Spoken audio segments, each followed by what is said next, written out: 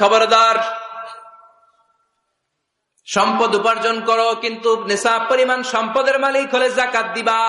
ওয়াল্লাযীনা ইয়াকনিজুনা الذهب والفضة ولا ينفقونها في سبيل الله فبشرهم بعذاب أليم। যারা সম্পদের মালিক হয় কিন্তু আমার রাস্তায় যাকাত দেয় না, ও নবী তাদেরকে আপনি কঠিন আযাবের সুসংবাদ দেন। পড়েন নাউযুবিল্লাহ। ও মিয়া, আযাবের কি সুসংবাদ হয় না দুঃসংবাদ? কিন্তু আল্লাহ সুসংবাদ বললেন কেন? কারণ আযাবটা বড় করা হবে। যাকাত যারা দেয় না, ব্যাংক ব্যালেন্স করে, এফডিআর করে, সঞ্চয়পত্র কিনে রাখে, ফ্ল্যাটের পর ফ্ল্যাট কিনে রাখে, জমির পর জমি কিনে রাখে, যাকাত দেয় না, ওদের শাস্তি হবে ভয়ঙ্কর। শাস্তির তীব্রতা বোঝানোর জন্য আল্লাহ বললেন সুসংবাদ। ছেলে পরীক্ষায় ফেল করেছে, গণিত পরীক্ষায়, মা বলে ফেল করছো,